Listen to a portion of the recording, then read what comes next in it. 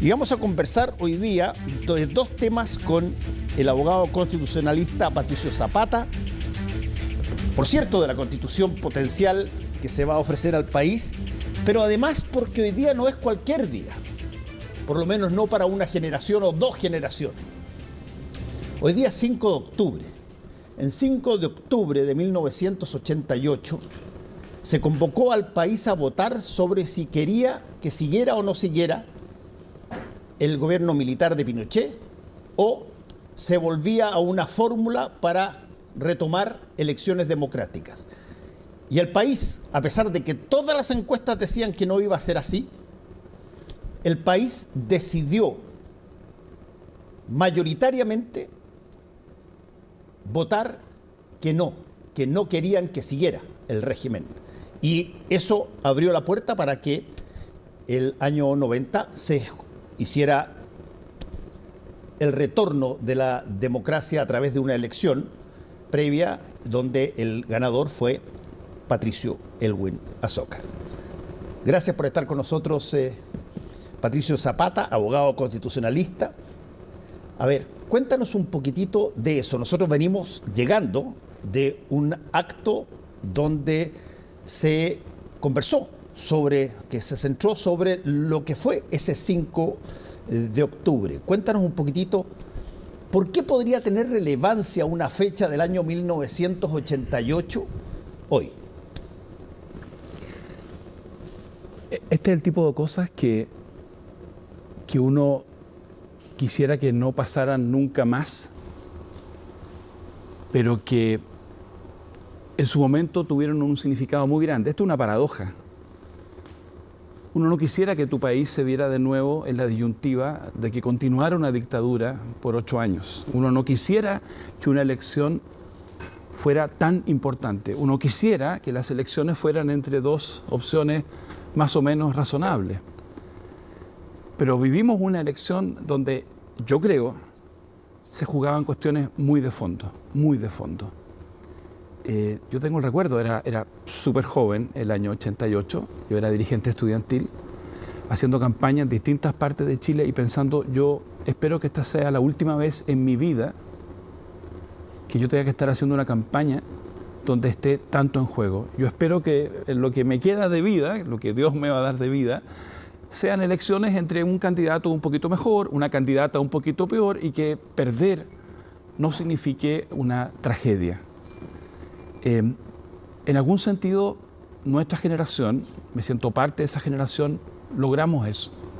Hay muchas cosas que no se lograron, pero logramos que de ahora nuestros hijos, cuando se acercan al momento político, no tengan que pensar que está en juego su vida, sus derechos básicos o su dignidad.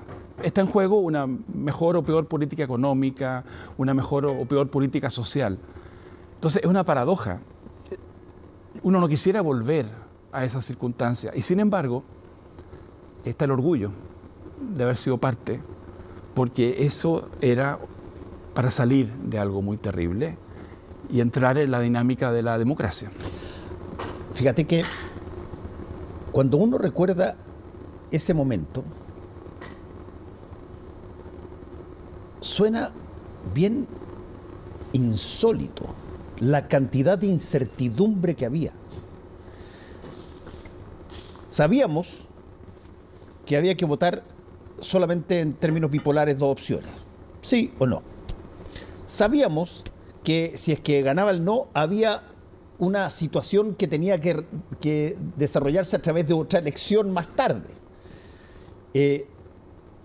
Pero no teníamos ninguna certeza de que, y de hecho varios de los partidos que al principio, algunos partidos de izquierda, el Partido Comunista en su principio, no quisieron involucrarse en toda la campaña de votar no, porque creían que esto tarde o temprano iba a ser un fraude, no se iba a respetar. Bueno, y finalmente se convencieron, incluso muchos de los militantes del Partido Comunista entraron a convencerse que aquí había algo que era una oportunidad y que el país podía eventualmente sacar una dictadura por la vía del voto.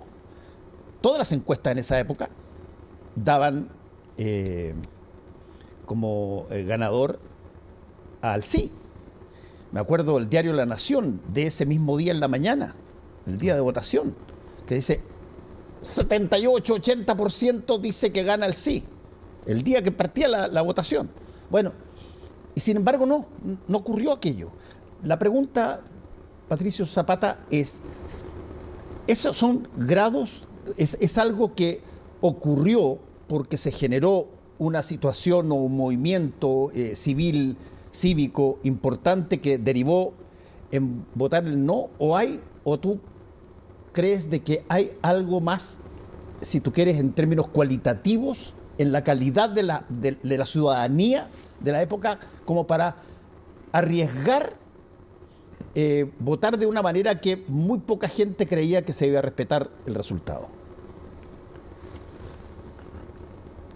O sea, yo, mirando hacia atrás, creo que se cristalizó una combinación increíblemente rara, en que por un lado había una apelación, una explícita apelación a lo que podríamos llamar la mejor versión de nosotros mismos.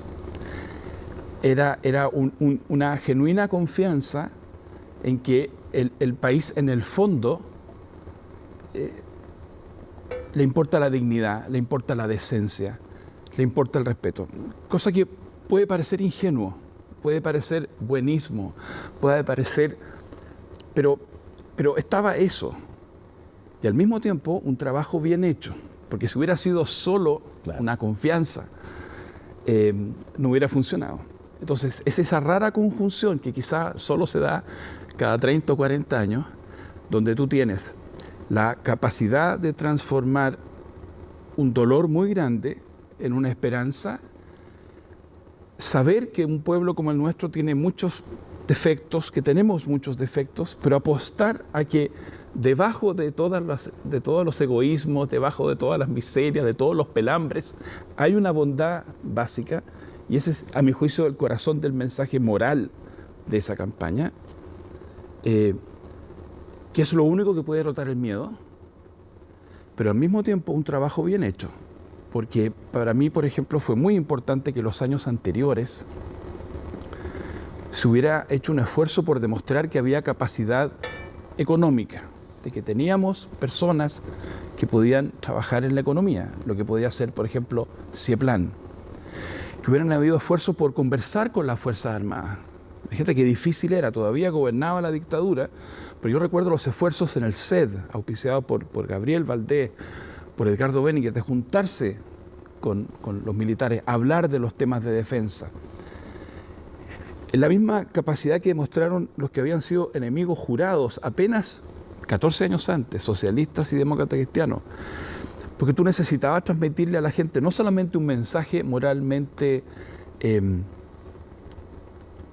sugerente, convocante, inspirador, sino que también tenías que decirle que no nos iba a pasar lo mismo que le había pasado a los demás hermanos latinoamericanos que habían venido saliendo de sus dictaduras, porque el año 83 los argentinos habían salido de su dictadura y estaban en problemas económicos el 88, porque los brasileños habían salido de la dictadura y estaban en problemas económicos, los ecuatorianos habían salido de la dictadura y estaban en problemas económicos, los bolivianos habían salido de la dictadura y estaban en problemas económicos, los peruanos habían salido de la dictadura con Fernando de la Unde Terry y ya estábamos viendo a Alan García.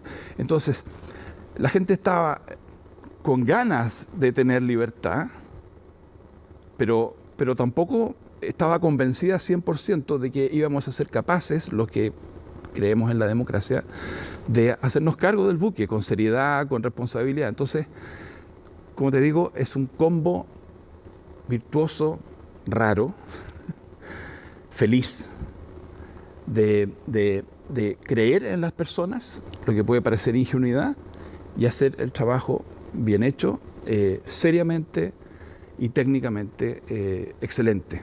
Ahora, también hay que dar crédito a quien yo creo a quienes se lo merecen también, porque según lo que se ha sabido después y lo que se ha escrito, hubo un flirteo con la posibilidad de desconocer el resultado. Y yo me recuerdo en esa época, y probablemente tú también, que a mí me impresionó ver al ministro del Interior de Pinochet, de esa época, Sergio Nofre Jarpa, salir a reconocer la victoria del no antes de que se diera el resultado. Lo que todos entendimos que era casi una forma de decir, mira, esto es así, no hay vuelta atrás. Tengo el mismo recuerdo. Lo mismo pasó, entiendo, en la Junta, creo que lo mismo hizo Gustavo Lee en la Fuerza Aérea. Tengo el mismo recuerdo en un programa de televisión, estaba Sergio Nofre Jarpa y Patricio Aylwin, y Jarpa efectivamente reconoce al aire que había ganado el no. Esto nos muestra lo complejas que son las vidas de las personas y lo delicado que es etiquetarlas, darles un juicio único, porque efectivamente hay momentos en la vida de cada uno de estos personajes que son mucho más de luz y hay momentos de sombra. Y eso hace complejas siempre estas conversaciones. Eso se llama ser humano. Claro. Ese fue un momento de luz de Sergio Nofre Jarpa. Y fue muy importante en esa coyuntura porque nos estábamos jugando realmente todo al filo de la cornisa. Es una expresión de la que se abusa mucho, pero literalmente estábamos al filo de la cornisa. Hubiera bastado una provocación para que los duros de la dictadura hubieran desatado la fuerza. No hubiera sido tan difícil. Aquí, no sé si las personas más jóvenes lo podrán entender, pero los comandos del no, el comando del no funcionaba a pocas cuadras del centro del gobierno. No estaban en un lugar oculto ni escondido. No, estábamos en un hotel. O sea, no hubiera costado nada detenerlos a todos. Sí. Era con 50, digamos. Entonces, estábamos al borde de, y yo creo que hay que agradecer los gestos de todos. Tú recordaste a Jarpa, todos recordamos a Matei también, cuando entró a la moneda. Dije que la Fuerza Aérea también lo reconoció. Así que eso es, pero yo vuelvo a la idea que Matei tiene razón, tuvimos una conjunción muy feliz y por supuesto también hay que reconocer que hay un trabajo previo, hay un esfuerzo previo, una acumulación de fuerza previa. La gente que se movilizó, la gente que protestó, la gente que se organizó, y en ese sentido, en esta actividad donde estuvimos, tú le rendiste un homenaje muy importante y muy merecido a las personas que se manifestaron pacíficamente y masivamente. Sindicalistas, dirigentes estudiantiles, colegios profesionales. Eso también fue importante. Entonces ya tienes tres elementos, es un cóctel muy extraño, digamos. Tienes una acumulación de fuerza social pacífica, tienes talento técnico y tienes la capacidad de encontrar el mensaje necesario para desarmar el miedo. A que cada uno de nosotros decidiera a partir de nuestra mejor versión, porque había miedo, había mucho miedo, y distintos miedos. Había miedos de personas de derecha que pensaban que podía volver a una situación de inestabilidad política, miedos de personas de centro, miedos de personas de izquierda. Y es difícil desarmar el miedo, es muy difícil. Patricio, bueno, eso fue a grandes rasgos, en grandes pincelazos, lo que fue un día como hoy, 5 de octubre, esta vez de 1988, donde el país, con toda la información pública en contra, decidió votar como quería, y así como han pasado cosas bien impresionantes con un país que quiere una nueva constitución, un país que sin embargo rechaza el proyecto de la convención. Es decir, el ciudadano chileno siempre ha sido de alguna manera, tarde o temprano, es etiquetado como alguien que eventualmente no entiende nada o qué sé yo. Y sin embargo nosotros tenemos ejemplos bien notables, tanto como en lo que estamos hablando del 5 de octubre de 1988, como si es que no le gusta lo construido por una convención constitucional, bueno, te lo dice. No me gusta. No sé si es que eso es algo como para aplaudir, porque estamos en un proceso ahora de tener que crear una nueva constitución. Y tú eres profesor de Derecho Constitucional, por eso te quiero llevar un poco a que me digas, a ver, ¿cómo estás viendo este proceso y qué tanto de lo importante de una constitución lo puedes ver en las cosas que más o menos se conocen, que podrían estar en este texto? O sea, acabamos de hablar de un desafío superlativo, como fue el que enfrentó el país el 88. Yo no compararía la construcción constitucional con ese esfuerzo en cuanto a sus implicancias políticas o éticas, pero sí creo que tienen un nivel de dificultad muy parecido. Es muy difícil en democracia, no como resultado de la victoria incontrarrestable de uno sobre otro, no, sino desde una posición de una cierta equiparidad. Más todavía en el siglo XXI, con el tipo de esfera pública que tenemos, con el tipo de discurso político que tenemos, con la fragmentación, con los fake news. Es muy difícil hacer lo que Chile ha estado tratando de hacer desde hace 10 años. Es muy difícil. Y por eso yo entiendo que también hay un cansancio, y un agotamiento. Llevamos mucho tiempo, 10 años, 8 años. Y yo sigo pensando, lo he dicho en otras ocasiones, como es tan difícil, no hay ningún sector que tenga la musculatura suficiente como para hacerlo solo, aunque en algún momento parezca que tiene esa musculatura. Hubo un instante, en mayo del 2021, que la izquierda pareció tener suficiente musculatura, tenía 3/4 de la convención. Y se convencieron los convencionales de que podían. La imagen que yo he usado es, aquí hay que subir un piano de cola, a un 4º piso. Y no hay ascensor, y no hay poleas, no hay grúa. Y ahí hubo unos forzudos de izquierda que pensaron que podían subir el piano solos, y dejar a la derecha mirando.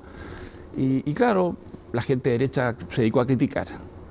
Y llegaron apenas al 2º piso, al 3er piso, y el piano se vino abajo, aplastó a varios y aplastó hartos sueños. Y ahora, en este segundo intento, yo creo que partimos bien. Yo creo que a nivel de los expertos había conciencia de que en realidad teníamos que hacerlo entre todos. Pero en mayo de este año apareció otro forzudo que dijo, yo tengo 2/3 del Consejo. Yo puedo, y tenía unas encuestas que decían que la gente quería pagar menos contribuciones, que la gente quería elegir no sé qué. Entonces dijo, yo tengo mucha musculatura, tengo una encuesta, yo puedo subir el piano solo. Y han pasado 4 meses y no han podido mover el piano 1 centímetro. Yo espero que no sean necesarias 3 encuestas más, que se entienda que tiene que hacer un esfuerzo transversal o no va a haber, ojo, no digo que no vaya a haber un resultado favorable para un documento, eso podría ocurrir, podría haber un 52-48 para un documento, pero no va a haber algo que merezca ser llamado nueva constitución, no va a haber algo que justifique el esfuerzo que hemos desplegado, no va a haber algo que nos sirva para los próximos 20 años.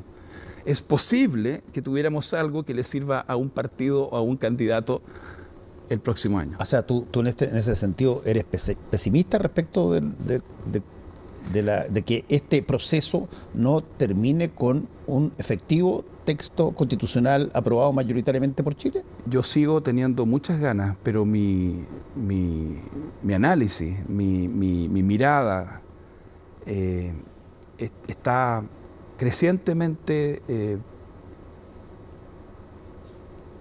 desilusionada de la posibilidad.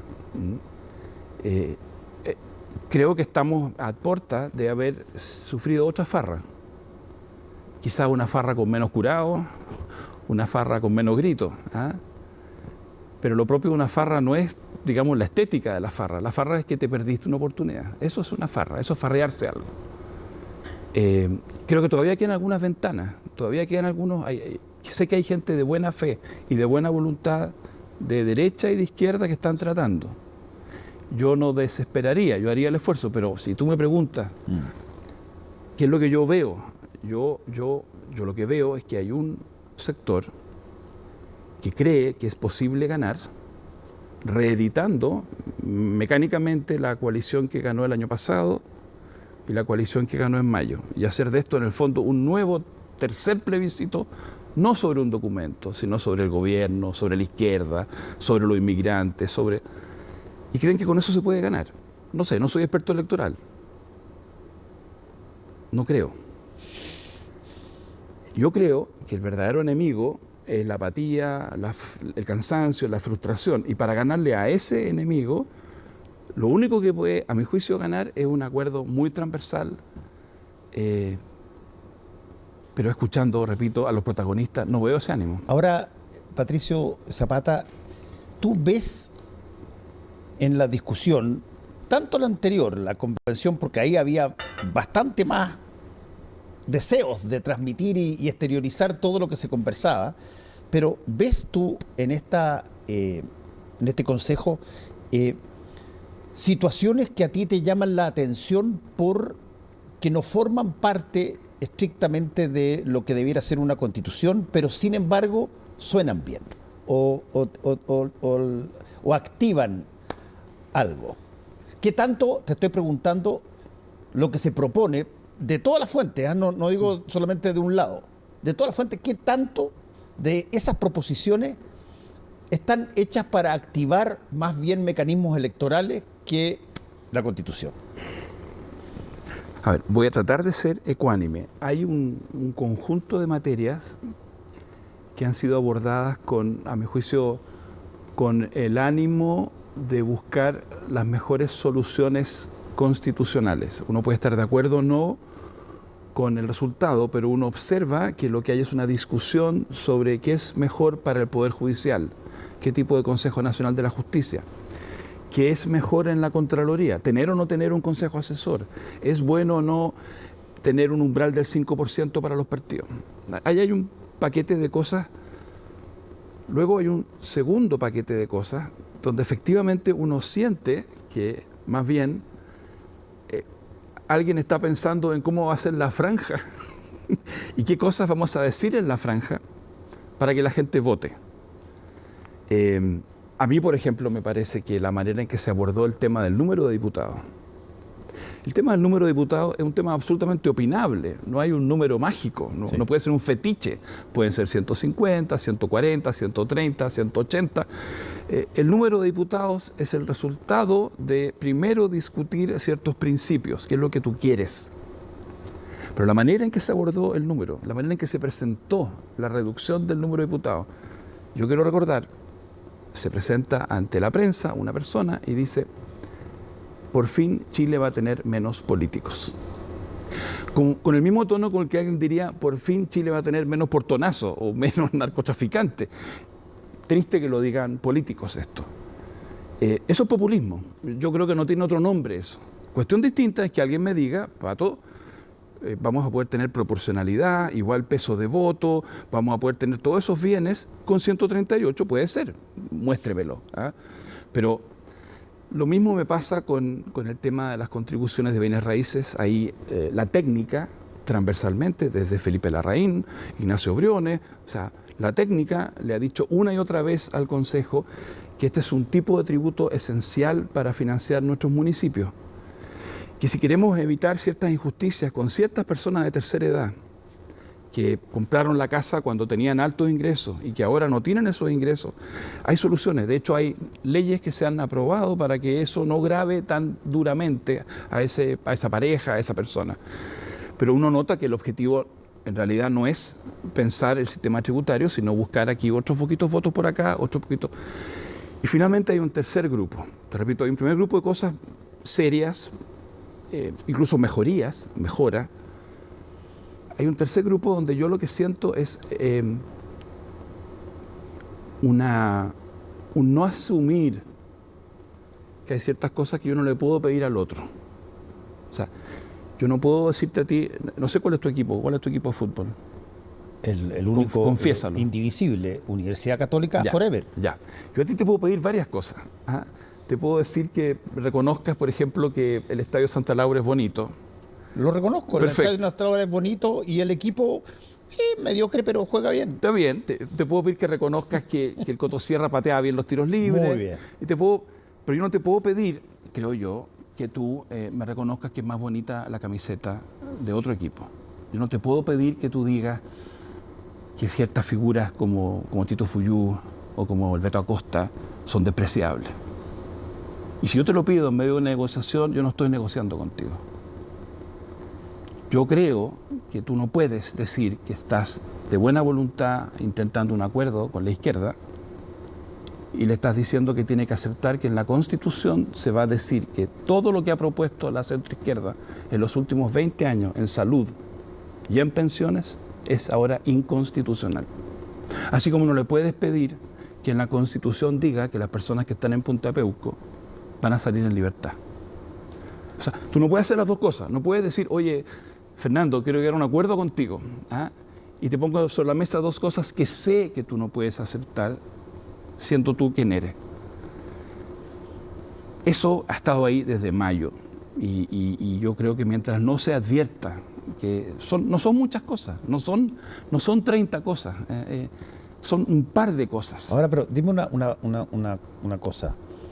¿Por qué habría de tener necesidad de estar en la Constitución, por ejemplo, una situación sobre qué personas pueden salir o no pueden salir de la cárcel después de haber sido incluidos? ¿Por qué eso tendría que estar en la Constitución? Porque hay gente de todos los sectores, pero en la derecha mucho últimamente y particularmente durante la época de la Convención, que saltaban inmediatamente cuando decían esa cosa no tiene por qué estar en la Constitución, esa cosa tiene que ser una materia de ley o incluso una facultad privativa del presidente o presidenta de la República. No tiene por qué estar en la Constitución. ¿Por qué tiene que estar en la Constitución una cosa así? No tiene que estar. Ahora, y aquí yo le pediría a las personas que nos están viendo que hicieran un esfuerzo, que no es fácil hacerlo, ¿eh? Porque, claro, el año pasado la izquierda trató de poner en la Constitución un montón de cosas que es bien discutible que debieran estar en la Constitución. Y se discutieron fuerte. Entonces, cuando hoy día aparecen algunas de esas personas haciendo esta crítica, lo más sencillo y lo más fácil es cuestionar la coherencia y descalificar el argumento por venir de quien viene. Yo el esfuerzo que pediría, que cuesta mucho, cuesta mucho.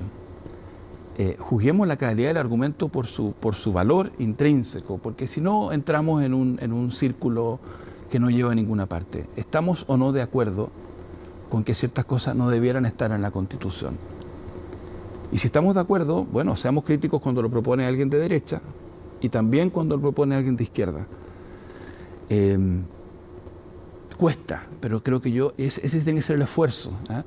Por eso es especialmente importante en las semanas que quedan que personas que hayan estado por el rechazo el año pasado le hablen al resto de los chilenos que votaron rechazo. Porque va a ser más fácil que los escuchen a ellos, a que lo diga alguien de izquierda. ¿Eh? Que esas personas que estuvieron por el rechazo le digan a sus colegas y compañeros, estimados, yo los acompañé en esa vuelta, estuve con ustedes, no los voy a acompañar ahora a menos que corrijamos esto. Y por lo menos a esos interlocutores, y por eso es tan importante cuando uno lee a gente como el Larraín Mate hacer esta crítica, o a gente como el mismo Ignacio Briones, o a la Evelyn Matei. ¿Por qué? Porque están libres de la sospecha, de incoherencia. No, ellos juegan un papel crucial. Esas personas juegan un papel crucial. Son las únicas que pueden terminar de convencer a la mayoría del Consejo de que van por mal camino. Mi capacidad de convencer es más limitada. La capacidad de convencer a esos consejeros del Partido Comunista es muy limitada. La del Frente Amplio es muy limitada. Entonces, o los convencemos y se convencen, o lo otro, siempre está la posibilidad de que si las encuestas siguen como están en 3 domingos más, caiga la chaucha, pero puede ser demasiado tarde. porque las opiniones cristalizan, las personas empiezan a volcarse, a inclinarse. Entonces, hoy día, en este momento, hay gente que está en su interior diciendo, conversando con su familia, ¿ah? Parece que en realidad no me gusta esto. Moverla de vuelta, ¿ah? Hacia una posición de apruebo va a costar mucho en un mes, y no va a ser una franja, no va a ser una franja. Entonces, el tiempo en ese sentido quizás se agotó. El tiempo para conversar existe, pero el tiempo para bien conversar... interesante, y se lo está acabando el tiempo, pero a raíz de lo que acabas de decir, es bien interesante lo que estás diciendo, porque de alguna manera trae a colación una teoría comunicacional muy importante que nació en un momento dado en Estados Unidos, creada por un cientista social que se llamaba Paul Lazarsfeld, cuando hacen un estudio en un condado del estado de Ohio, en el Erie County de Ohio, sobre a ver cuáles eran, una muestra pequeña, cuáles eran las fuentes que la gente tenía para decidirse a votar por uno u otro candidato. Y esto genera una situación impresionante, porque hasta ese entonces funcionaba lo que se denominaba el modelo de aguja hipodérmica de los medios de comunicación. Los medios inyectaban conocimiento, información, noticia, y la gente, sobre la base de lo que los medios decían, votaba. Los que les gustaba la izquierda, lo que les gustaba a los demócratas, lo que les gustaba a los conservadores, pero básicamente eso. Y lo que descubre Paul Lazarsfeld es que hay otras personas a las que se les llama líderes de opinión, y que resulta que en algún caso puede ser el papá de la familia, o la mamá, o el hermano mayor, que lo que él dice respecto de los candidatos tiene mucha más influencia que lo que dice el medio. De repente puede ser un profesor del alumno universitario que lo convence, un grupo de amigos que están en un club de fútbol o fútbol americano, y de repente hay un cabro ahí entre ellos que adquiere un liderazgo mayor que los demás y dice, mira, yo creo que en esta cosa lo que pasa es ta.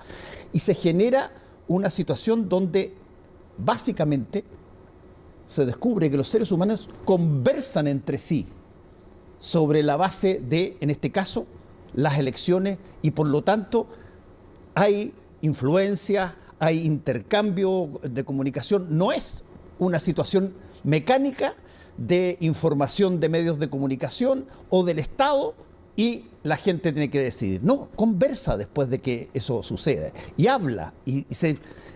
Eso mismo pasa acá. Déjame agregarte, yo sé que el tiempo está yéndose, sí, pero aquí tenemos un desafío adicional.